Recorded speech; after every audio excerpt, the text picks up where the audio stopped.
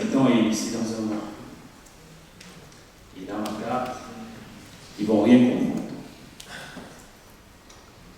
Ils ne s'y connaissent vraiment pas en SIG, rien en symbologie. Entre les tracés de la déviation, l'implantation de nouveaux quartiers, les zones de pente forte, les zones submersibles. Et franchement, tout le monde n'a pas un master SIDA en poche. Il faut que tu trouves une stratégie. Mais d'abord, on va faire une partie.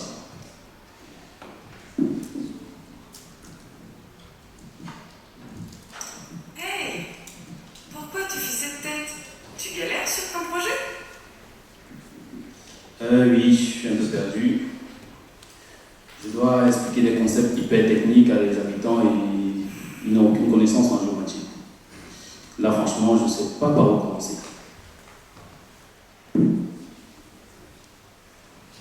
Mais non, la médiation, c'est super simple, à condition d'aborder par le jeu.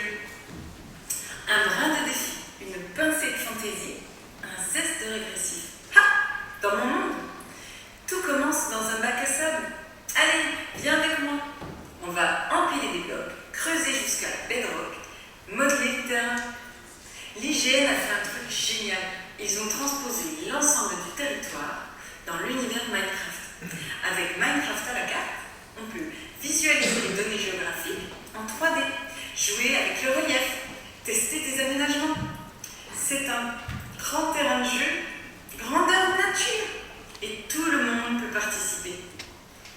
Attends, tu veux dire que je suis capable de présenter aux habitants leur quartier dans Minecraft et qu'ensemble on pourra construire l'aménagement et ils pourront voir ensemble les enjeux? Exactement. Tu vas voir, quand on s'amuse, l'imagination se débrouille. C'est François Lecordix, responsable de l'IGN Fab, qui va te montrer comment la bonne vieille carte au 25 millième s'est transformée en un véritable terrain de médiation. Ok, super, j'ai hâte de voir ça.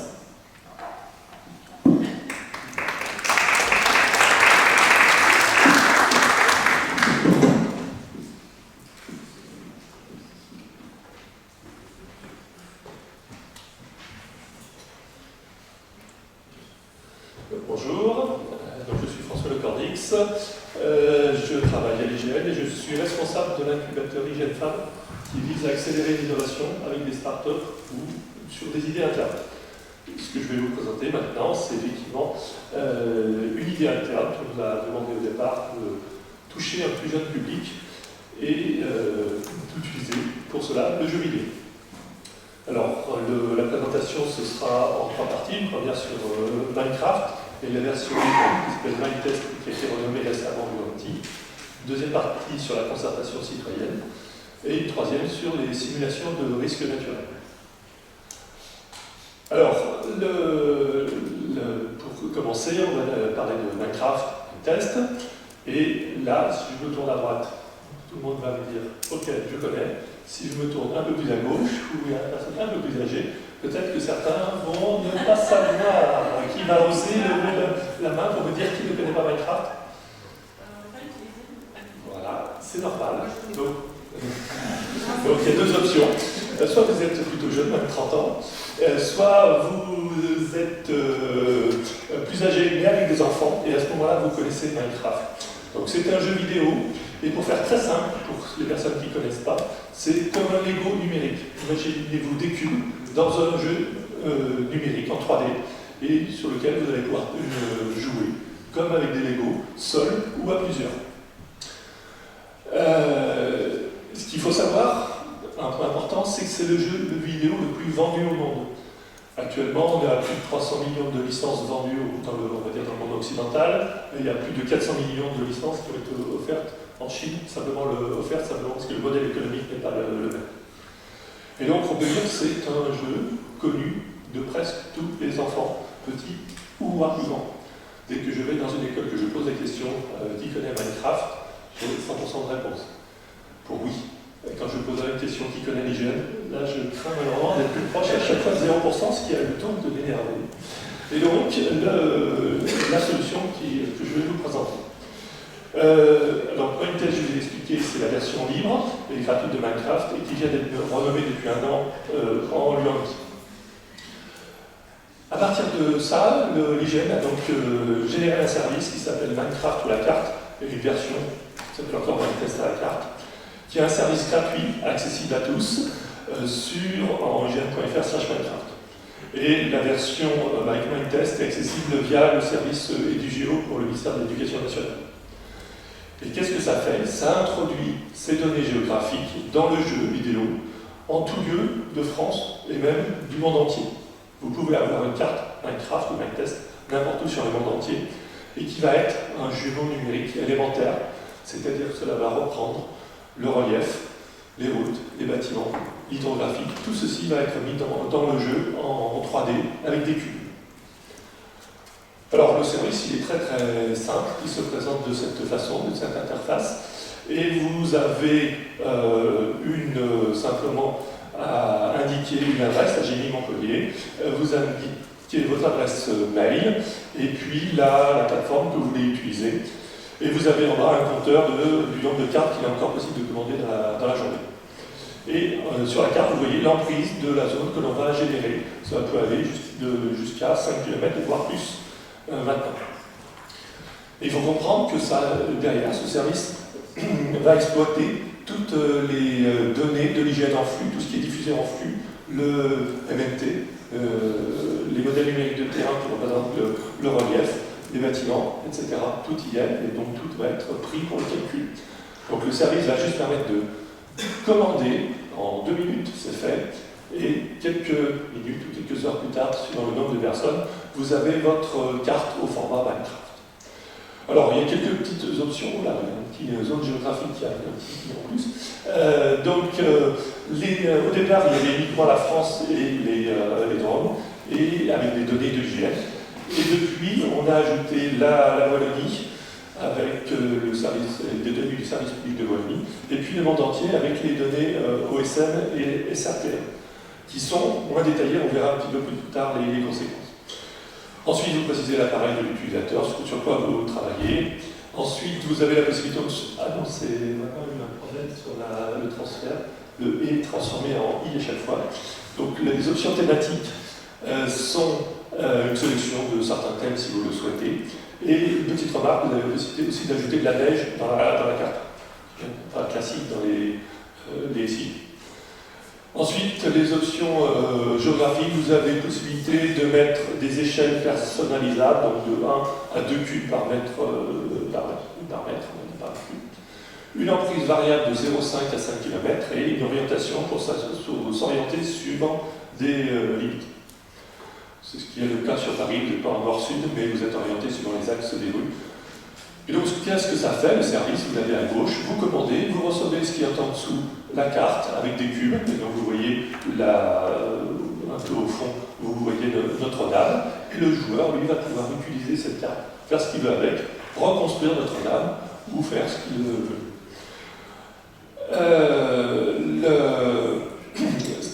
Ce que je n'ai pas précisé au départ, c'est que la différence par rapport à le jeu libre, c'est que dans le jeu, lorsque vous l'achetez uniquement dans le jeu, vous générez des mondes qui sont totalement imaginaires. Là, avec le service Minecraft, Minetest à la carte, vous avez un monde qui représente la réalité. Le service est ouvert depuis 2016 et il y a eu 126 000 cartes qui ont été livrées, soit une moyenne de 40 cartes par jour. Avec des pics, notamment quand un youtubeur nous a fait de la promotion en 2016 pendant les vacances. D'un seul coup, notre service était surchargé, on fournissait les 150 cartes par jour à minuit. À minuit plus une minute, toutes les cartes étaient commandées. Ça s'est arrêté au mois de septembre. Là, on a compris qu'on touchait un public de jeunes qui n'avaient plus la permission de minuit au mois de septembre après la rentrée scolaire. Et donc ça a été un peu difficile, c'est pareil, parce qu'effectivement, tous les gens me disaient, mais pourquoi il n'y a jamais de carte disponible? Depuis, c'est un peu calme. Alors, qu'est-ce qu'on peut faire avec ce service? Donc, la première utilisation, c'est la concertation citoyenne. Pourquoi? Tout simplement, nous avons un écho numérique pour reconstruire ou construire. Et donc, très rapidement, quand le jeu est sorti, il a été utilisé par des associations comme par des opérations comme Bloc by Bloc pour consulter les jeunes. C'était au Brésil, je crois, et ils ont travaillé ensemble. Car un autre avantage du jeu, c'est qu'on peut travailler seul ou à plusieurs. Et à plusieurs, on se retrouve dans le jeu à construire ensemble, ce qui n'est pas classique aussi dans les SI. En France, c'est les expérimentations de Redcraft et Lizardcraft, vous avez peut-être entendu parler, qui ont utilisé cette notion de construire ensemble, mais sans notre service. Depuis notre service est sorti, eh bien, toutes ces associations, toutes ces personnes qui veulent l'utiliser s'appuient sur nos services pour démarrer, parce qu'ils ont le relief, ils ont les bâtiments, ils ont tout en place pour démarrer leur jeu.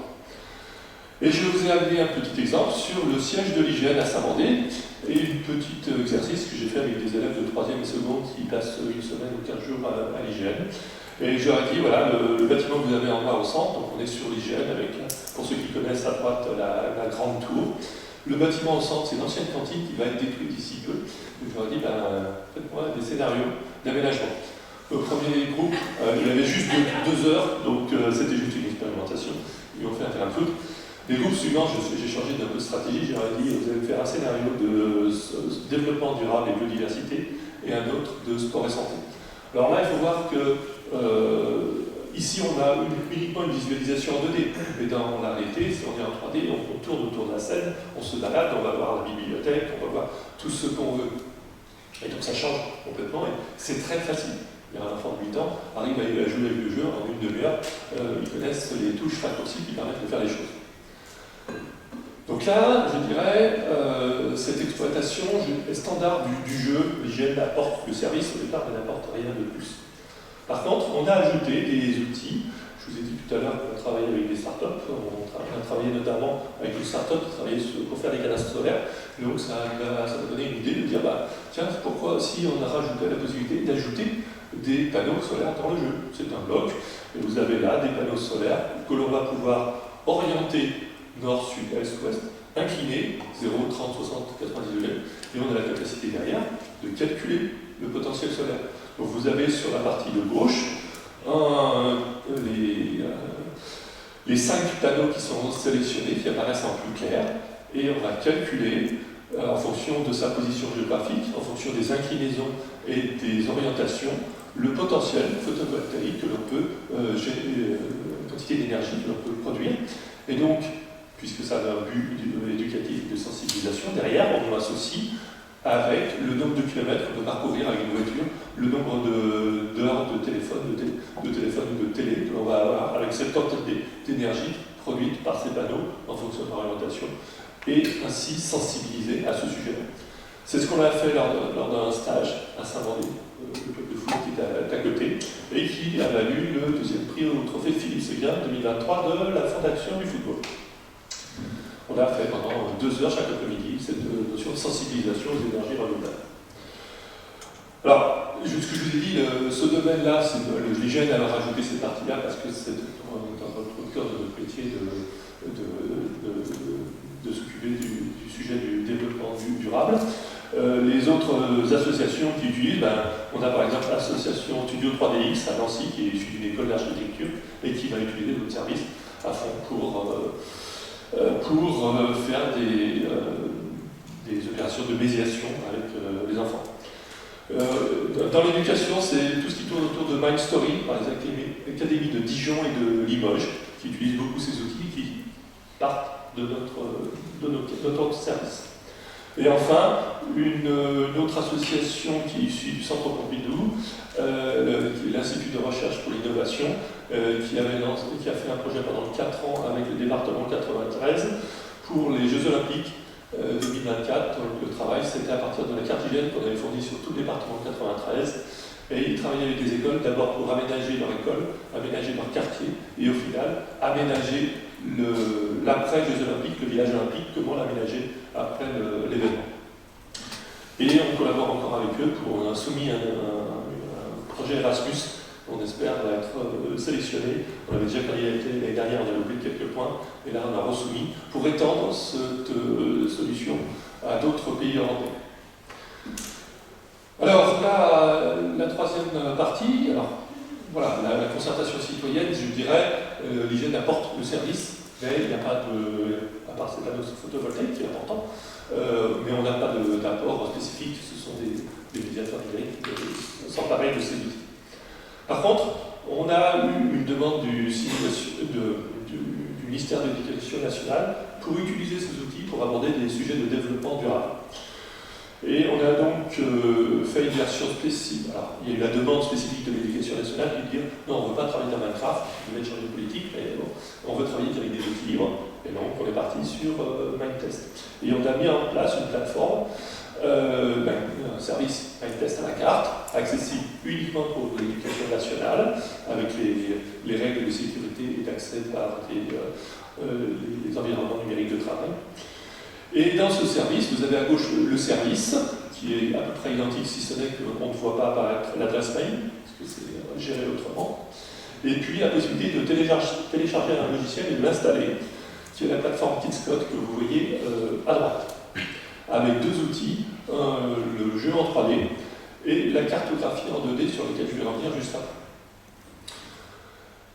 Autre point important, c'est que c'est emballé, on va dire, et donc le chargement de la carte est encore plus simplifié dans cette plateforme où l'enseignant n'a vraiment rien à faire. Il voit la carte, il peut l'installer par lui-même sur son PC et l'ensemble des élèves pouvoir accéder à la carte et jouer, travailler ensemble. On a ajouté une petite chose aussi, c'est que dans la visualisation, vous voyez en bas à droite, dans la petite fenêtre, vous voyez les cartes de la photo aérienne. C'est qu'en fait, dans l'interface du jeu, on a ajouté une petite fenêtre qui permet de visualiser la carte. Et en permanence, quand on se déplace dans le jeu en 3D, on se déplace dans la carte en 2D, la carte IGN, et la photo aérienne IGN. Ça a un intérêt pour travailler sur le sujet de l'orientation dans l'espace.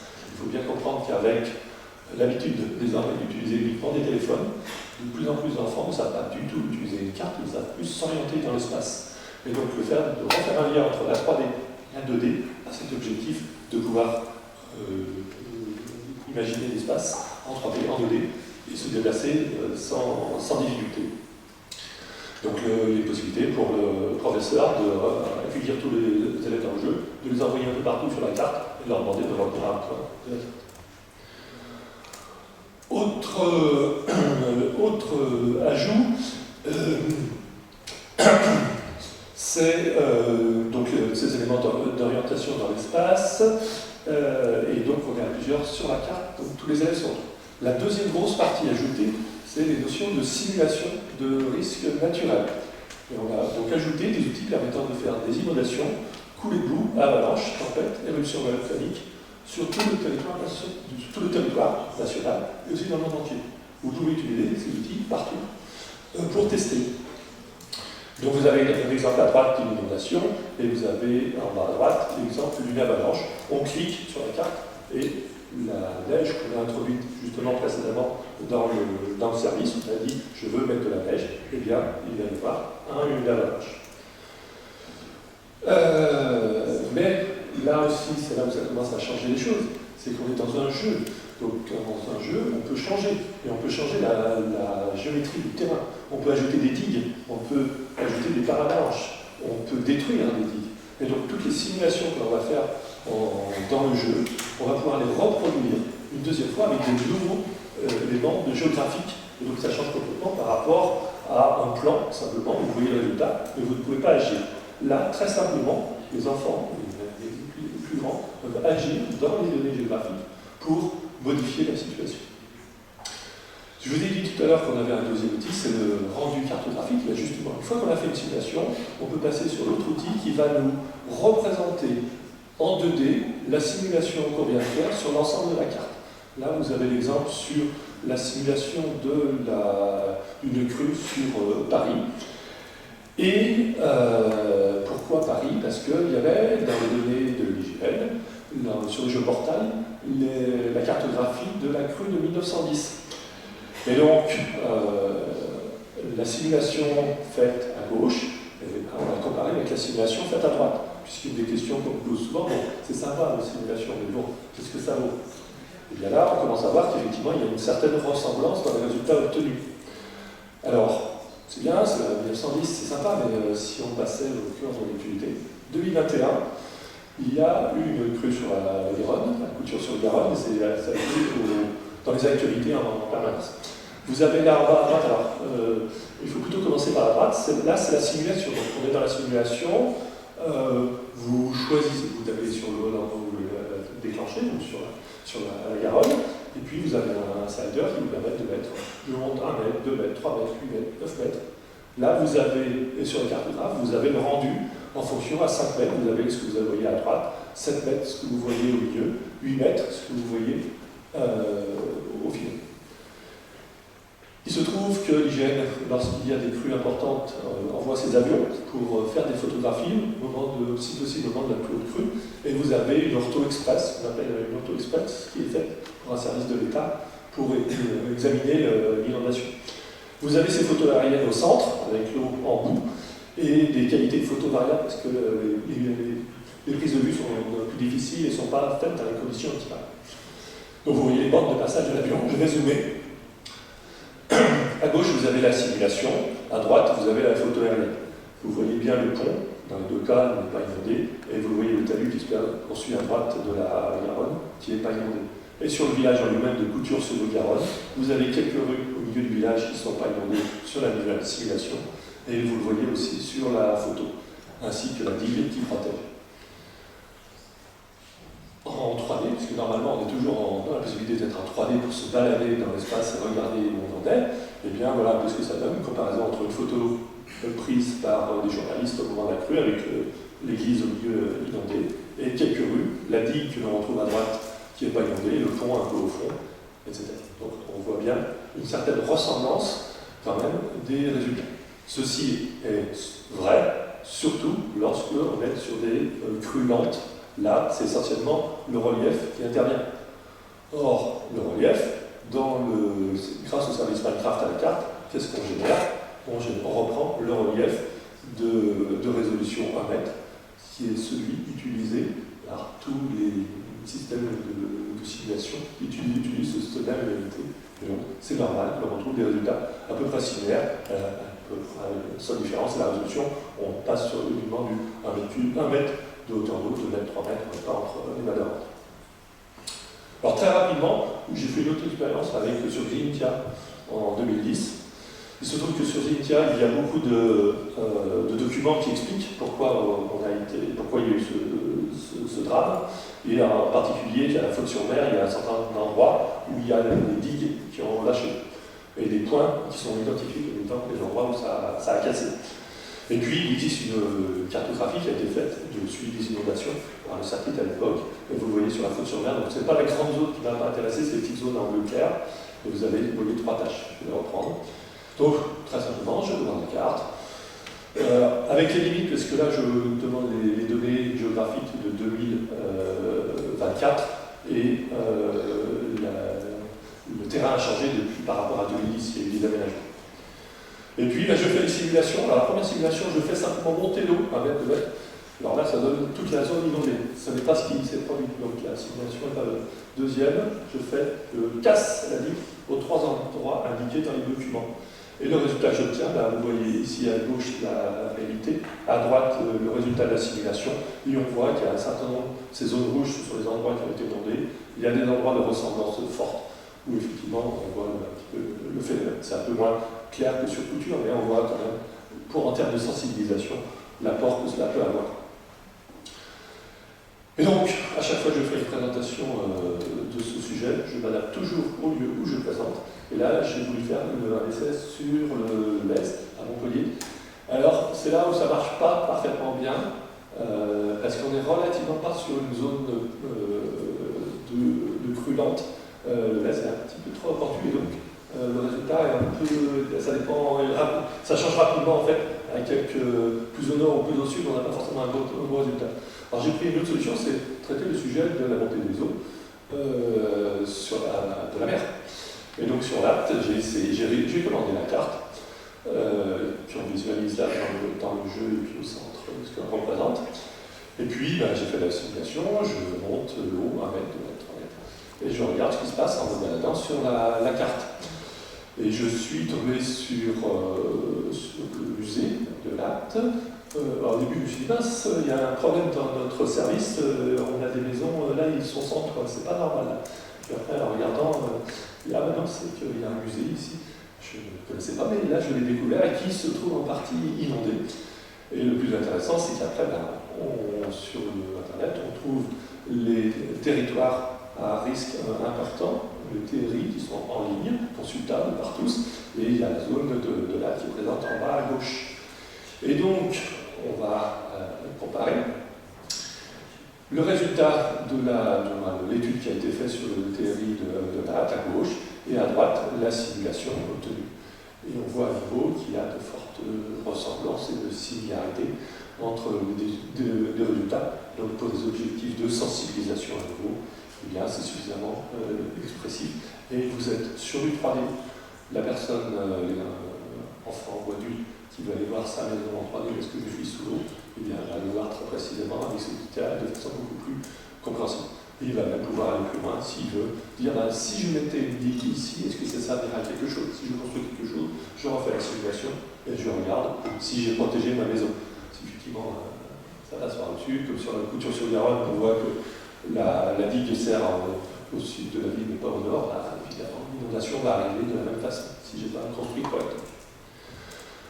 Donc c'est très important cette notion de réitération du scénario avec d'autres éléments géographiques, des ruptures ou des constructions de digues, parce que ça va plus loin que les outils que l'on a par défaut. Un TRI assez statique, c'est en 2D et je ne peux rien simuler, j'observe le résultat qu'on m'a proposé.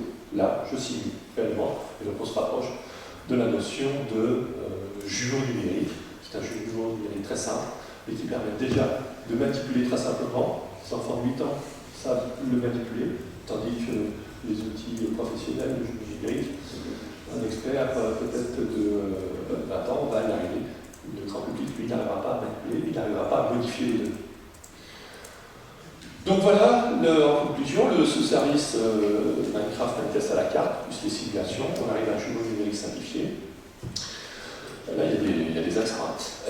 Donc l'affichage des données partout en France, et le monde entier parce qu'on a ajouté les données OSM. Alors juste une petite remarque. On a ajouté les données OSM et on a ajouté les données SRTM pour le relief. Le SRTM est à un pas de 90 mètres par rapport à notre MNT en France qui est au pas de 1 mètre. Donc vous imaginez bien que pour les simulations d'inondation, on ne va pas avoir tout à fait le même résultat. Bon, ça va s'améliorer d'ici quelques temps, je pense qu'on aura des données plus libres, plus résolues. On peut faire de la visualisation de déplacement en 3D, en sol et en survol, utilisable par les enfants et tous. On a vu qu'on a ajouté des orientations dans l'espace facile pour travailler ce sujet-là à l'école. On a fait donc le jeu par lui-même permet la construction et la destruction en 3D. On est seul ou à plusieurs, le beaucoup plus c'est peut-être à plusieurs, effectivement. Donc on est là sur la logique de concertation citoyenne. L'IGN a rajouté des outils de simulation de risques naturels pour l'éducation. Pour l'instant, c'est réservé à l'éducation, mais j'espère que dans un proche avenir, on pourra les libérer à tout le monde, que toute association, tout particulier, puisse accéder à cet outil. On a ajouté donc les simulations d'aménagement avec la pose de panneaux solaires. On a aussi le calcul du potentiel solaire. On a aussi des outils pour l'instant d'ajouter des éoliennes. On ajoute les éoliennes, on a quelques éléments en plus d'informations à côté. Et on va pouvoir comparer les énergies.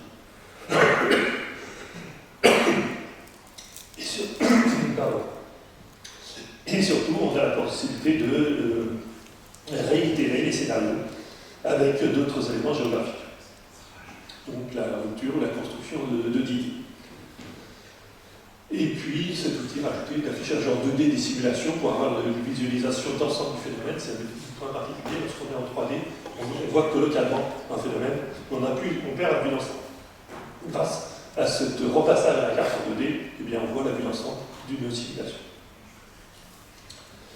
Donc ce sont des outils éducatifs, mais qui sont une forte source d'inspiration pour le jumeau numérique de France et des territoires, et qui est disponible dès maintenant. Dès maintenant, vous pouvez utiliser le service par rapport à des jumeaux numériques qui, avec modification, je pense qu'on va attendre encore un peu. Et enfin, dernier appel, s'il y a des représentants des collectivités, il est possible de faire un projet avec le MAE pour la francophonie, d'aller exporter un peu ces outils. Le projet Erasmus va aller exporter ces outils avec la Croatie, l'Albanie et la Lituanie. Et peut-être qu'on pourrait faire la même chose en francophonie sur d'autres pays, puisqu'on traite sur le monde entier. Voilà, je vous remercie.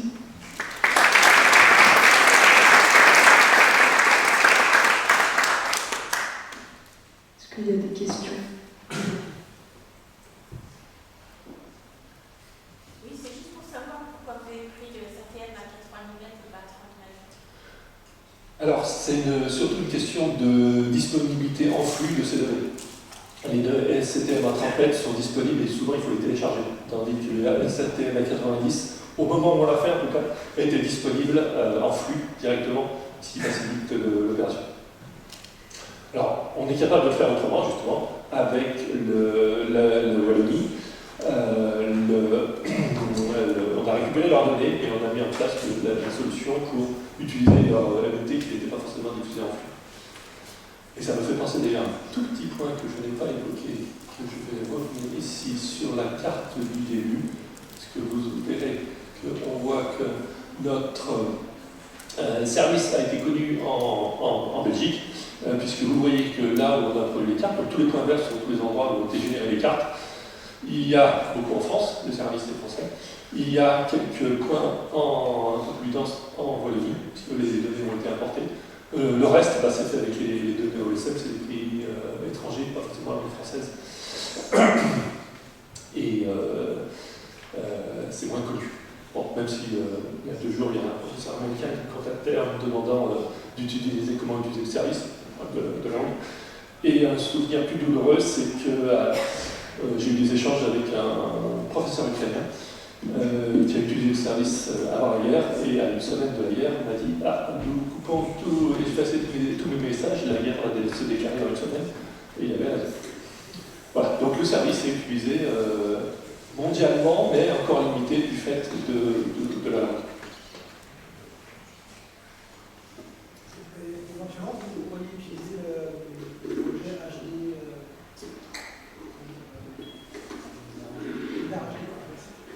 Alors, on a regardé, effectivement, il y a des expérimentations. Pour l'instant, on n'a pas encore les données sur l'ensemble de la France. Donc, voilà. On dit qu'il y a un projet en cours en recherche qui a utilisé ces données LIDAR HD pour justement les terrils dans le Nord et pour voir un peu ce que ça représente. Donc, ça, c'est envisagé. Faisable, pas trop. Que ce soit pour les inondations, pour les avalanches, il faut quand même en amont des modélisations un peu poussées. Alors, pour les inondations, nous, ce qu'on a fait simplement, c'est on monte l'eau en fonction, et elle s'étend en fonction du relief. C'est à peu près ce que font beaucoup. C'est pour ça que ça ne marche pas si la pente est un peu plus forte. L'autre solution, c'est que dans Minecraft, dans Minetest, il y a un mécanisme d'écoulement de l'eau. C'est-à-dire lorsqu'un cube d'eau a la possibilité de descendre, en fait, il le fait. C'est ce qui a été fait sur Xintia, sur la faute sur mer, c'est ça. En cassant la digue, en fait, l'eau qui est à côté va s'écouler naturellement, par un phénomène d'écoulement prévu dans le jeu. Il existe de la même façon dans le jeu des modèles d'écoulement en fonction de la pente. Et c'est ce qui est utilisé pour les avalanches et pour les éruptions volcaniques, les coulées de boue. C'est le même principe qui déclenche, et après, c'est le mécanisme du jeu qui s'applique et qui va laisser écouler la neige en fonction de la pente. La neige, l'éruption, la lave, en fonction simplement de la lave. Il existe des modèles, on va aller plus loin, mais à nouveau, l'objectif est surtout sensibilisation. Donc une éruption volcanique, si vous voulez construire est-ce que construire une digue va être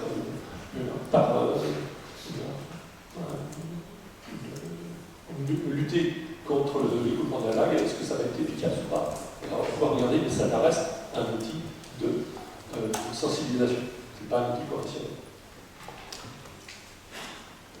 Même si on voit que pour les inondations, ça a un certain nombre. Oui, Daniel Gaolaxon, des consultants.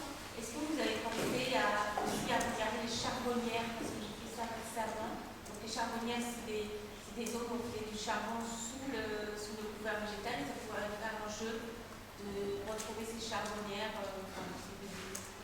Alors, le seul outil de jeu qu'on a introduit dans le service, c'est, que vous pourrez utiliser très prochainement, c'est de chasse aux œufs de Pâques.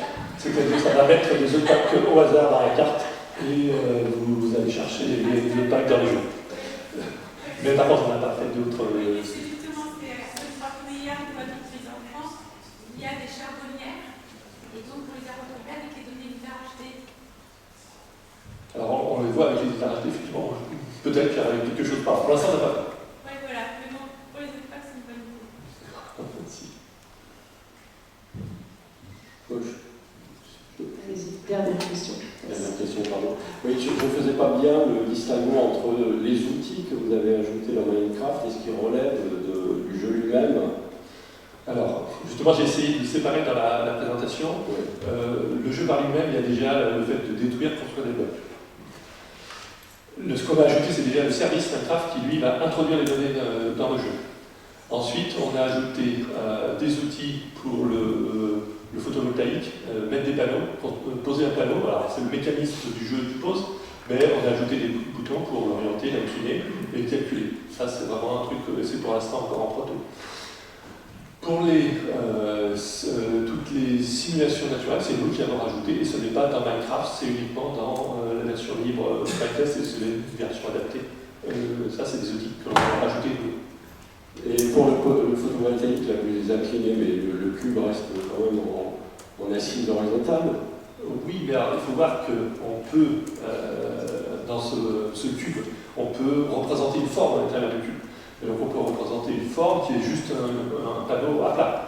Et comme on peut mettre différents cubes, on va dire différents blocs, dont un, le panneau est à plat, le deuxième est incliné de 30 degrés. Ça devient une face dans le cube qui est inclinée, et on affiche la face en quelque sorte. Donc ça reste un cube, mais il a une représentation spécifique. Et après, l'orientation, c'est simplement, ça c'est cette partie, on tourne le cube en quelque sorte. Là. Donc c'est simplement le fait un cube, il ne faut pas imaginer un cube. D'ailleurs c'est un peu comme les Lego, hein. Au départ c'était uniquement des cubes, puis progressivement ils ont fait des formes un peu plus complexes. Et là c'est une partie est transparente dans le cube, et une partie